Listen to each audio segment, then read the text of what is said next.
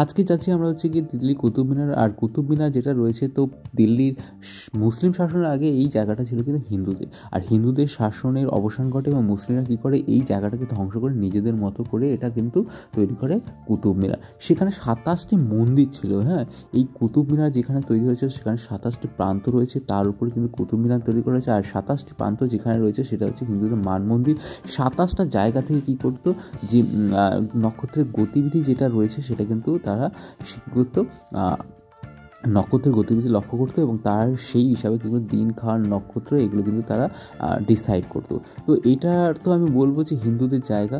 তো এখানে তারপরে মুসলিমরা সেই শাসনের শুরু করার জন্য হিন্দুদের অবসান ঘটে এবং মুসলিম শাসনের পুনরুত্থান ঘটে।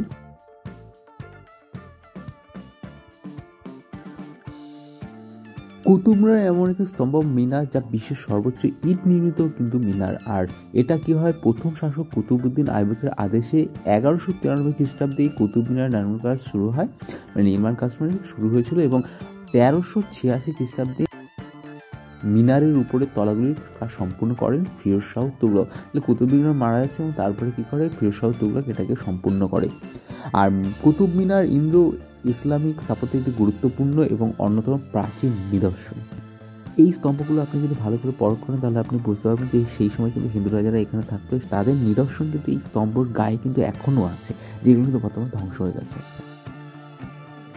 আপনি এই গম্বুজাগিরি জায়গাটা দেখতে পাচ্ছেন, এটা হচ্ছে আলাই দরওয়াজা, মানে দরওয়াজা এবং আলাই মানে আলাউদ্দিন খলজির নামে এটা প্রতিষ্ঠিত হয়েছিল। কত সালে? 1311 খ্রিস্টাব্দে নির্মাণ করা হয়েছিল। এইটা হচ্ছে গিয়ে পূর্ব দিকের স্তম্ভের সঙ্গে একটি আদালত যুক্ত ছিল, ঠিক আছে। তো গম্বুজ বিশিষ্ট প্রবেশ হচ্ছে লাল বেলে পাথর দ্বারা তৈরি এবং সাদা মার্বেল সজ্জিত অলঙ্কৃত জায়গা রয়েছে। নাখোশ লিপি, শিলালিপি এবং জালিযুক্ত পাথরের পর্দা এটির কাজ করা হয়। তুর্কি কারিগরদের অসাধারণ কারুকার্য এটা দ্বারা হচ্ছে, এটি ভারতের প্রথম ভবন যার নির্মাণ এবং অলঙ্কারে ইসলামিক স্থাপত্যের নীতিগুলি ব্যবহার করা হয়েছে। তো এই জায়গাটা আপনি দেখতে পাচ্ছেন, এইখানে কিন্তু আলাই দরজাটা আপনি যে নিচে খোদাই করা আছে আপনাকে দেখলে আপনি এই জায়গাটা পুরো বুঝতে পারবেন। এটা পুরো বাঁ দিকে, মানে আপনি যখন ঢুকছেন তো এদিকটা পুরো বাঁ দিকে অবস্থিত।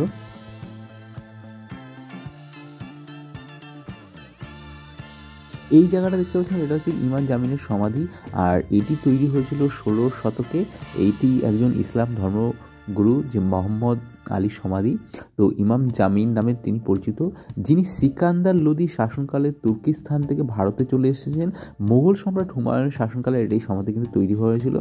আর এই সমাধিটা আপনারা দেখতে পারেন। তো এইখানে গায়ে কিন্তু আপনি খোদাই করা জায়গা আছে, এখানে কিন্তু সমাধির জায়গাগুলো আছে, আপনি ওখানটা ভালো করে দেখে নিতে পারেন।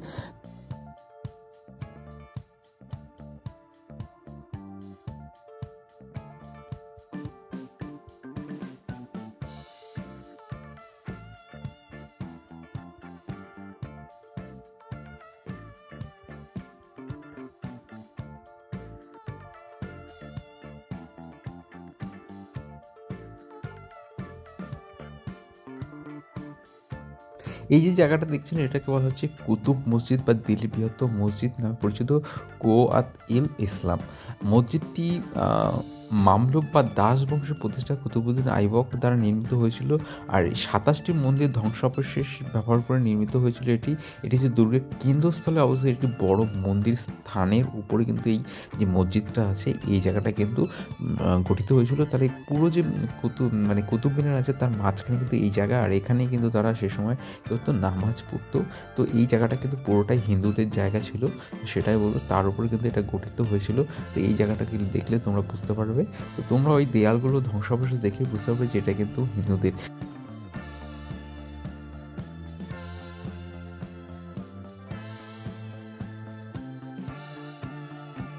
এবার আসছে কীভাবে আমি ওখানে পৌঁছালাম দিল্লিতে। প্রথমত বলি যে আমি দিল্লিতে কালীবাড়ি আছে, সেখান থেকে আমি বাসে করে উঠেছিলাম 500 টাকা ভাড়া। তো দিল্লিতে প্রথমত ইন্ডিয়া গেট, তারপর হচ্ছে কুতুব মিনার, লোটাস টেম্পল, রাজঘাট, এই সমস্ত জায়গাগুলো দেখিয়েছে। তার সাথে কিছু জায়গা ছিল সেগুলোও দেখিয়েছে। তো 500 টাকা আমি এসি বাসে করে গেছিলাম। তো এখন যেটা বলবো যে এই যে এর জন্য ইন্ডিয়ান হেরিটেজ সাইট আছে, সেখানে কিন্তু তোমাদের যেটা করতে হবে যে অনলাইন টিকিট বুক করলে তোমাদের টাইমটা অনেকটা সেভ হবে, ঠিক আছে। তো টাকা অনেক কম, তখন 25 টাকা নিয়েছিলেন, 30 টাকা বা 25 টাকা নেয়। এবং অনলাইনে এবং অফলাইনে যদি তুমি কাটো, যে গাইড আছে সে কিন্তু আরও বেশি এক্সট্রা চার্জ নিয়ে নেয়। তো লাইন দেওয়ার থেকে আমি যেটা বলবো সেটা হচ্ছে গিয়ে তোমরা অনলাইনে ইন্ডিয়ান হেরিটেজ সাইট আছে। তো সেই সাইট থেকে তোমরা কোথায় কোথায় ঘুরতে যাচ্ছ এবং সেখানে টাইম দেওয়া থাকে, ডিউরেশন ক ঘন্টা থেকে কত ঘন্টা খোলা থাকে, কী বার সোমবার তোমাদের দিল্লি বন্ধ থাকে। তো সোমবার ছাড়া তোমরা অন্যদিন যদি যাচ্ছ সেদিন দেখতে পারো।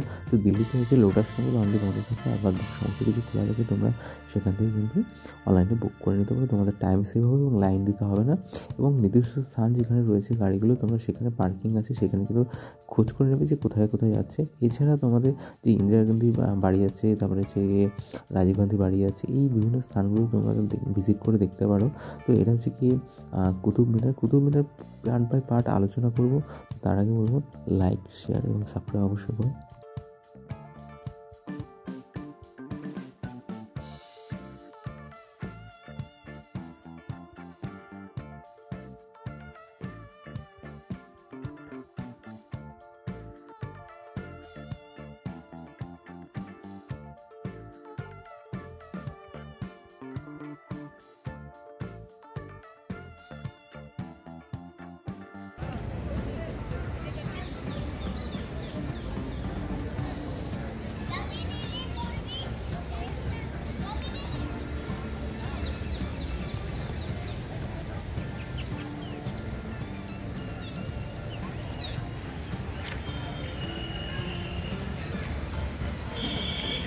এটা হচ্ছে ইলতুৎমিশের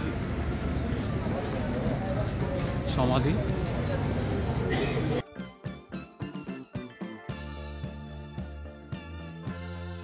রয়েছে এটা হচ্ছে ইলতুৎমিশ সমাধি, যেটা হচ্ছে 1235 সালে নির্মিত হয়েছিল এবং যেটা রয়েছে 9 বর্গমিটার আয়তকার বিশিষ্ট একটি জায়গা। সেই জায়গাটা দেখে তোমরা এই জায়গাটা দেখে গম্বুজের মতো আকৃতি অবস্থার জায়গাটা যেটা রয়েছে সেটা কিন্তু দেখে বুঝতে পারবে, যেটি কিন্তু ভেঙে পড়েছে। সাদা মার্বেলের প্রধান হচ্ছে স্মৃতিসৌধটি চেম্বার মাঝখানে কিন্তু উদ্ধৃত মঞ্চে স্থাপন করা হয়েছে এবং প্রবেশদ্বারের অভ্যন্তরীণ দেয়াল উভয় দিকে কিন্তু সম্মুখভাগে তার অলঙ্কৃত খোদাইয়ের জন্য পরিচিত। আর এখানে যেটা রয়েছে সেটা হচ্ছে ভারতের প্রত্নতাত্ত্বিক জরিপে হচ্ছে গর্ডন স্যান্ডারসন কর্তৃক 1914 খ্রিস্টাব্দে এই যে ইলতুৎমিশ সমাধি সেটা কিন্তু আবিষ্কৃত হয়েছিল।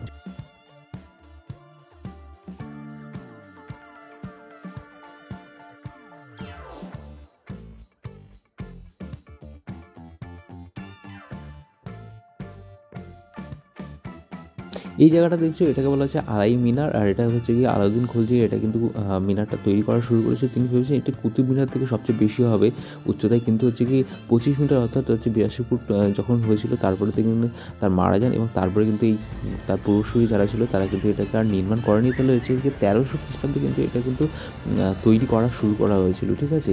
তো এই যে ধ্বংসাবশেষের গাঁথনি কেন্দ্র হিসেবে আলাই মিনারের প্রথম তলা আজও কিন্তু দাঁড়িয়ে আছে।